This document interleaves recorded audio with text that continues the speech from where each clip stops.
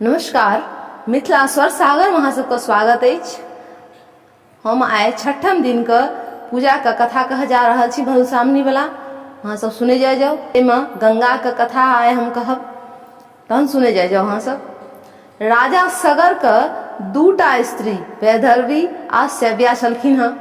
सेव्या के पूता असमंजस आ मुदा वैदर्भी के कोनो संतान नहीं छलनि हँ। ओ संतान हेतु 100 वर्ष तक महादेव के तपस्या कयलथि तऽ हुनका संतान के नाम पर एकटा लोथ के जन्म भेलनि। तऽ ओ महादेव के कानि के स्मरण कयलथि। महादेव ब्राह्मण के रूप धरि के एला आ ओहि लोथ के 60,000 खंड के तौला में तेल में दऽ कऽ राखि देलखिन। थोड़े दिन बाद ओहि सँ 60,000 सुंदर बालक भऽ गेलखिन। राजा सगर 99टा अश्वमेघ यज्ञ भेला के बाद 100वां यज्ञ के तैयारी में लागल छलथि हँ। मुदा इंद्र नहीं चाहे छलथि हँ कि ई यज्ञ पूरा होय, कियाकि 100वां पूरा भेला के बाद ओ सतकेतु इंद्र भऽ जेता। तें ओ विघ्न पैदा करऽ लगलथि।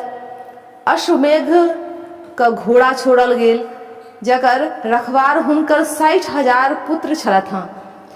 इंद्र घोड़ा छल से चुरा लेलखिन और लऽ कऽ भागि गेलखिन। हुनका पाछू पाछू 60,000 पुत्र पृथ्वी के कोड़ैत कोड़ैत आगू बढ़ला तऽ घोड़ा के कपिल मुनि के आश्रम में बांधल देखलखिन। सगर पुत्र मुनि के चोर बुझि गेलखिन। हुनका दिस ज्यों दौड़लखिन तऽ मुनि के ध्यान टूटि गेलनि आ हुनका क्रुद्ध दृष्टि से ओ सबटा सगर के पुत्र ओतहि भस्म भऽ गेला। राजा के यज्ञ अपूर्ण रहि गेलनि आ ओ शोकाकुल भऽ कऽ स्वयं मरि गेला। अपमृत्यु के प्राप्त राजकुमार सबके सदगति के जखन उपाय पूछल गेल तऽ सब कहलखिन जे से तखने ई संभव है जखन गंगा हुनकर सभक अस्थि के स्पर्श करथिन। गंगा के धरती पर अनबाक लेल असमंजस तपस्या करैत करैत मरि गेला। ओकर बाद हुनकर बेटा दिलीप आ फिर दिलीप के बेटा आयुष्मान सेहो तपस्या करैत करैत मरि गेला।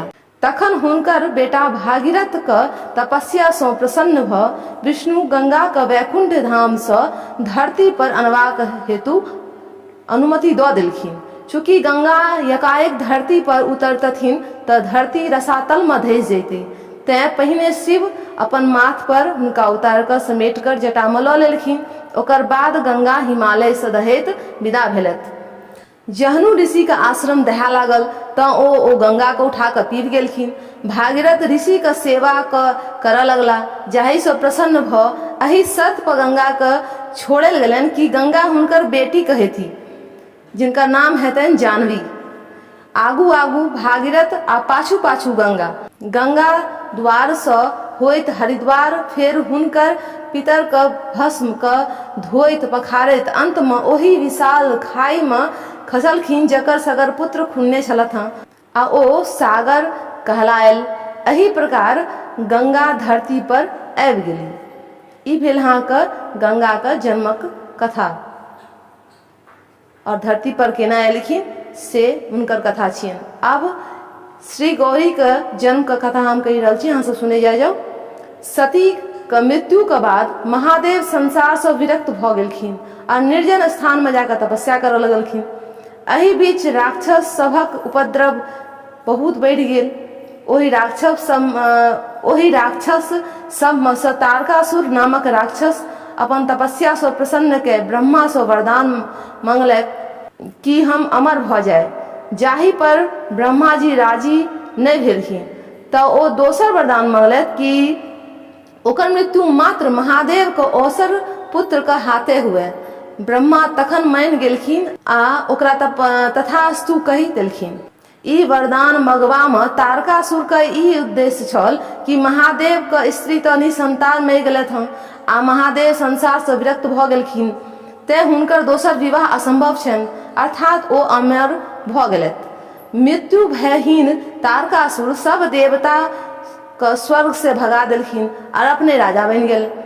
जब तप बंद करवा देलक, मुनि सबके सतवा लागल, स्त्री सबके अपहरण करऽ लागल ओकर त्राहि त्राहि सो तंग आबि क सब ब्रह्मा लग गेलथ। तब ब्रह्मा कहलखिन जे अहाँ सब महाशक्ति दुर्गा के आराधना करू त ओ गौरी के रूप में जन्म लेती। आ जखन हुनकर और महादेव का विवाह सो पुत्र हेतन त ओही बालक हाथे तारकासुर का वध हेतन। तखन सब गोटा माँ का आराधना करा लागल, जाहि सो प्रसन्न भय माँ दुर्गा का जन्म हिमालय का बेटी के रूप में भेलन, जिनका गौरी नाम राखल गेलन। अब सुनू काम दहन का कथा। एक दिन नारद मुनि हिमालय का ओहिठाम एला आ हिमालय से कहलखिन जे अहाँ के पुत्री गौरी के हाथ में महादेव संगे विवाह लिखल छन आ अखन महादेव अही के शिखर पर तपस्या कर रहल छथि, ते अहाँ गौरी के महादेव के सेवा में लगा दियौ, जाहि से ओ प्रसन्न भो अहाँ के बेटी से विवाह क लेता। हिमालय नित्य गौरी के दू गोट सखी संगे महादेव के सेवा में पठवे लगलखिन। देवतागण महादेव के तपस्या भंग के हुनकर ध्यान गौरी दिस आकृष्ट करबाक हेतु कामदेव से कहलखिन। कामदेव अपन मित्र बसंत आ पत्नी रति संगे ओते पहुँच गेलथ। संपूर्ण हिमालय बसंत का महिमा सो सुगंधित आ आकर्षित भ गेल। परम सुंदरी गौरी जखन महादेव का पूजा के हेतु पुष्प श्रृंगार के महादेव का आगू ठाढ़ भेलखिन, तखने कामदेव महादेव के ऊपर अपन बाण चला देलखिन। महादेव का तंद्रा टूट गेलन आ ओ अपन समक्ष गौरी के देख हुनका पर आसक्त हो गेलखिन आ तुरंते तत्क्षण महादेव संभल गेलखिन आ क्षणे में उपजल एही भावना के कारण ताका लगलखिन कि जड़ कतय अछि। त झाड़ी में नुकायल कामदेव के देखलखिन। महादेव का क्रोध से हुनकर तेसर नेत्र खुलि गेलन आ ज्यों ओ कामदेव दिस तकलखिन, कामदेव भस्म भ गेला।